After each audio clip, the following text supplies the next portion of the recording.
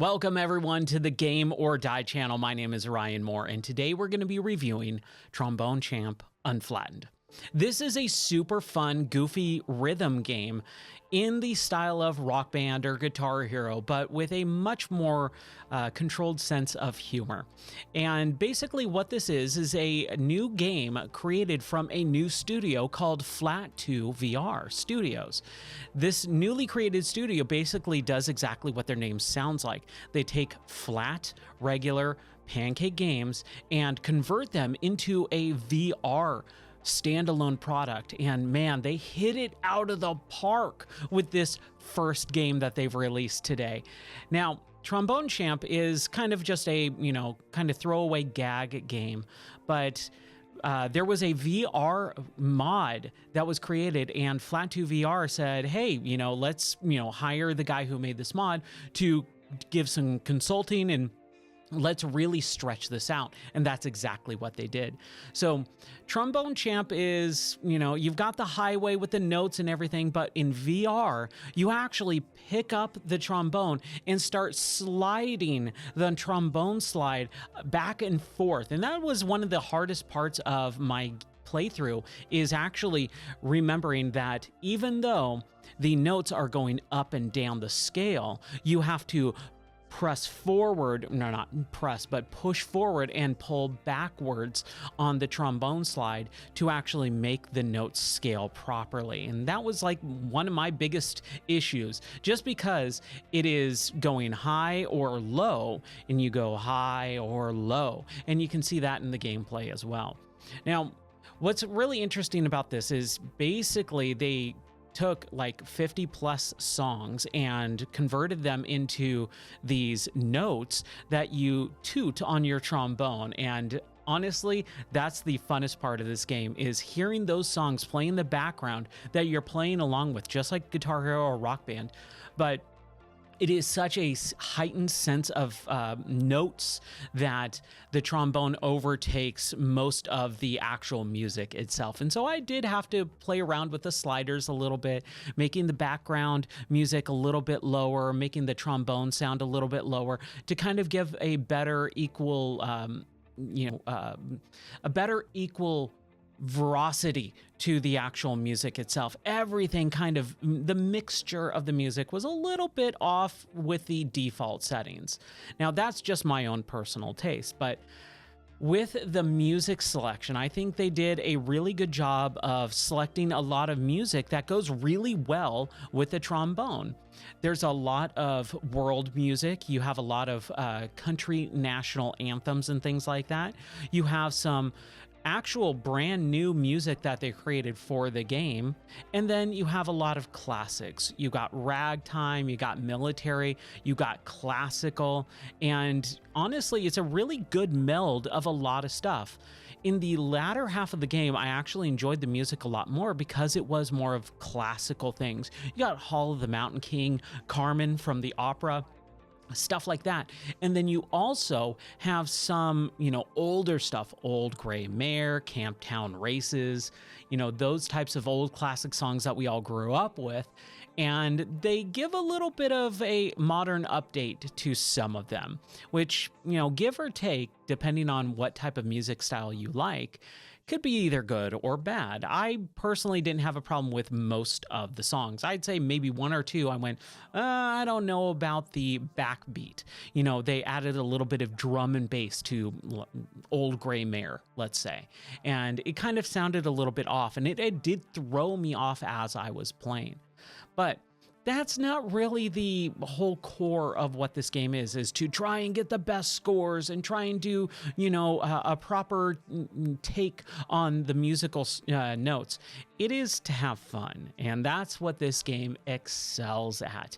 You have fun with the game. So I really, really do want a lot of people to understand that when you play this game, it is not just for, getting those high, leaderboard scores, even though I actually did enjoy that. Normally, I don't. I usually really dislike leaderboard scores because I'm never going to practice enough to get high up on that list. But when I was getting into the 20s and 30s for most of the global leaderboards, I had a blast. And I looked at my score and went, I'm only a few points from the next person. Maybe I'll replay that really quick and do a little bit better. And man, it actually made a huge difference. Now, what's really funny about this is a port, quote unquote, where they took the main game, but they blew it out in such a way and added so much onto it that it does feel like a real brand new VR game. And again, this is a smaller, brand new studio that is kind of, dipping their feet into the water. They're starting to whet their appetite with small projects. And this is what I think is needed for a lot of companies.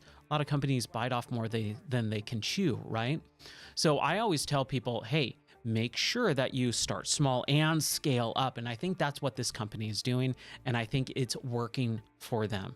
This first game is a knockout of the park because the scale is so small, because they can add to the main gameplay in such a new and unique way that it really does make it feel necessary.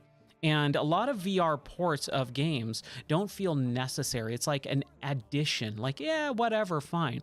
But Trombone Champ Unflattened, man, they really did make a effort to make this VR port feel like a VR game. The whole intro is brand new, where you're picking up physically with your hands the trombone, and you're physically pushing the slider forward and backwards, which totally adds to the legitimacy of it being in VR. And so I really, really like that. Now, the one big issue that I had with this game was the difficulty. The song selection in most of these rhythm music games are you start off very basic and you ramp up speed as you go through the game. Now, with this, at the very beginning, you definitely start off slow. You start off very easy, but it quickly ramps up within the first handful of songs. And then by the 8th or 9th song, you are playing the most difficult songs in the game. And then they back it way, way back. They back it off so much that you're playing super, very early basic, like Camptown Races and Old Gray Mare and all that type of stuff, lullabies and classical music that is very calm, very easygoing. And it just felt like there was this big difficulty curve. Now, for me, I had a problem with that. For other people, not so much, probably. But that's my own personal take on it, is that the difficulty curve, starts off very slow, immediately goes to the hardest, most difficult songs, and then cranks it way back down to the very beginning. And then by the time you get to the end game, yeah, you are playing some very long, difficult songs, but it feels earned. Some of those modern, created for the game type of songs, there's a ska song. And man, especially for a trombone game, like that fits perfectly. And I love ska. I grew up with ska, all right? So I love it, but I was so excited to play the ska song and immediately just turned off on it. I was like, this is way too difficult, way too hard. I don't have a feeling of how the game responds to quick notes. One of the things is you can either pull the trigger or tap the buttons to toot your horn to make the note happen. And when you're doing that in VR, obviously there's a little bit of pushing down and letting up. Your hand is going up and down. You have to keep straight. So something like a gun stock would actually kind of work a little bit, but with gun stocks, they're completely solid, right? And you have to push forward and backwards to make the note slide. So I don't even know how you would play this game perfectly unless you actually had like a trombone style, plastic instrument or a real trombone and just duct tape the controllers together. But honestly, that's such a minor issue. Like I said, the majority of the focal point of this game is to have fun. And man, I had fun with this game. I played it 3 separate times. I played the first couple of hours or the first hour or so, maybe 2 hours, on my Oculus Quest or Meta Quest 2, just because I was in a different location.